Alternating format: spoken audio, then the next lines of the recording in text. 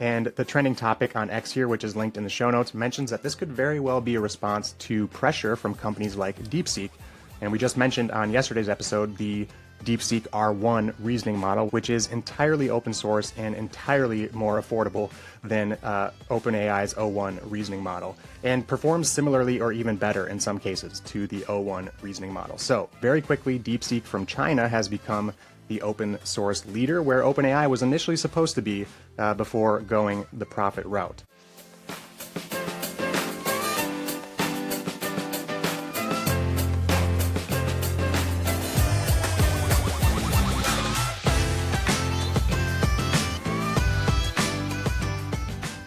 What is up, everybody? Welcome to another episode of the AI Marketing Navigator. This is your daily compass in the ever-evolving world of AI marketing. Okay, Navigators, we are back with an absolutely huge Daily Digest episode tonight. Tons of big launches in the world of AI. Huge news for all of us users of the technology. So let's not waste any more time and let's get right into it.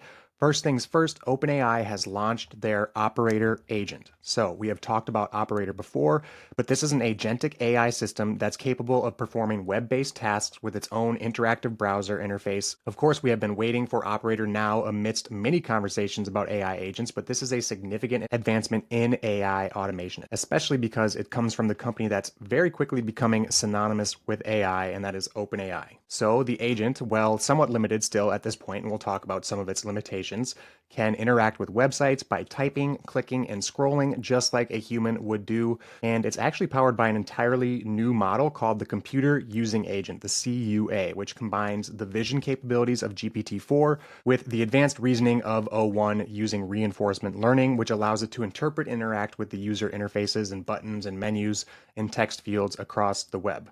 Now, there are several use cases for the tool. Check out the X thread in the show notes from Rowan Chang over at the rundown.ai.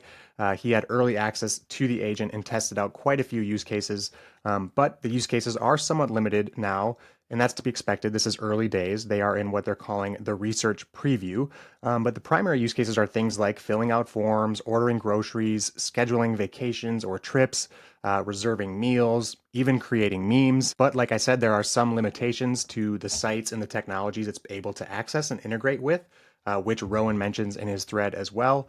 Now, let's talk about the availability and the access. We are losing our minds over here at the AI Marketing Navigator because, unfortunately, currently Operator is only available to the Pro tier, the $200 per month subscription, and even then only in the United States. Now, the good news is OpenAI plans to expand the access to Plus and Team and Enterprise users and eventually integrate Operator directly into the ChatGPT interface. So even the $20 per month users like us will have access at some point and hopefully soon. Of course, there are a bunch of safety and privacy features that have been built in, things like requiring user confirmation for significant tasks or asking that the user authenticate or log into certain technologies or platforms that the tool might need access to, like Google Calendar or something like that. And again, there are several websites and platforms that do not allow Operator to access them currently. Furthermore, you can opt out of training the model on your use, and also you can very quickly and easily with one click delete the browsing data that the Operator has accumulated, and even force logout of the Operator from multiple sites simultaneously. Now, we mentioned that there are several platforms and businesses and companies that are not allowing collaboration with the agent at this time, but there are some very notable platforms that are. Things like DoorDash and Instacart, so you can make orders and place orders with the agent, and OpenTable and Priceline and StubHub and Thumbtack and Uber as well. So a lot of these reservation and online ordering platforms, which makes sense. They probably want to open themselves up to autonomous income and autonomous revenue as quickly as possible, I would imagine. Now, we will be getting access the Plus and Team tiers eventually, like I said, but the CUA model, as it's called, the Computer Using Agent, will also be made available through the API, which will allow developers to access it as well. So the agentic AI storm continues to rage, and the big players are now entering the fray. Okay, next is an announcement from Perplexity, and this continues our agentic AI theme. The post is linked in the show notes from X, where they announced the Perplexity Assistant. And I'll just read directly from the introductory post on X here. Assistant uses reasoning, search, and apps to help with daily tasks ranging from simple questions to multi-app actions. You can book dinner, find a forgotten song, call a ride, draft emails, set reminders, and more. So on the day that Operator Agent launches, Perplexity launches their assistant.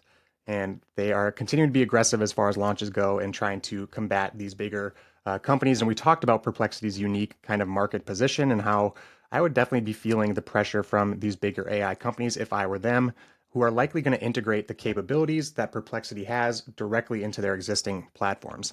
And all of that is kind of fueling speculation and opinion that Perplexity maybe consider allowing themselves to be acquired. And I've even seen some rumblings on Twitter that Apple would be an ideal candidate, which would be very interesting.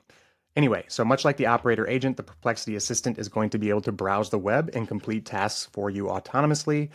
One example they give here in the thread is reminders of any public events or researching restaurants in your area that you might want to reserve a table at or that you're interested in. And this kind of demonstrates the context that the assistant can maintain as it's processing different actions and tasks as well. Another cool tidbit is that the assistant is multimodal, so you can literally tell it to turn on the camera and ask about what you're seeing in front of you or on your screen.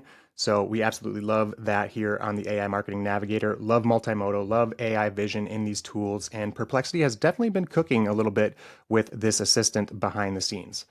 Unfortunately, a little bit more bad news with this agent as far as availability. It is only currently available on the Play Store, so only for Android. It is not available on iOS, which is likely due to some operating system limitations or restrictions from Apple. So if you, like me, are primarily on the iOS system, we have another agent or another agentic system that we have to wait to test out, unfortunately. Okay, and then lastly for our Daily Digest episode today, more from OpenAI, bringing the goodness, maybe because they're excluding the Plus team and the free tiers from this operator agent. They want to kind of appease us a little bit. They have announced that they are allowing the free tier of ChatGPT to get O3 Mini. So you're going to get access to the slimmed down version of their flagship reasoning model for free. And then on top of that, if you are a Plus user, so if you do have a paid account, the limits or the usage rates for O3 Mini have gone way up. So if you've been waiting to test out O3 because you're still on the free tier and you're holding off from coming out of pocket for OpenAI, then now you can try it out for free. And the trending topic on X here, which is linked in the show notes, mentions that this could very well be a response to pressure from companies like DeepSeek. And we just mentioned on yesterday's episode the DeepSeek R1 reasoning model, which is entirely open source and entirely more affordable than OpenAI's O1 reasoning model, and performs similarly or even better in some cases to the O1 reasoning model. So very quickly, DeepSeek from China has become the open source leader, where OpenAI was initially supposed to be before going the profit route. So DeepSeek R1 continues to cause waves throughout the industry due to its incredible performance and incredibly affordable rates. So we are all about open source AI here at the AI Marketing Navigator, and it's great news to see that DeepSeek R1 is pushing the market in that direction. Okay, that does it for today's episode. If you enjoyed the show or found it useful in any way, please do me a favor and follow on Spotify or subscribe on your podcast platform of choice. A review on top of that would be even more appreciated. It is by far the most helpful thing you could do for the show. Also, if you are watching on YouTube, make sure to hit that subscribe button and turn on all notifications so you get notified each day when our episode drops. Until then, and as always, thank you for joining me, and remember to stay curious, stay consistent, and keep navigating forward. Bye.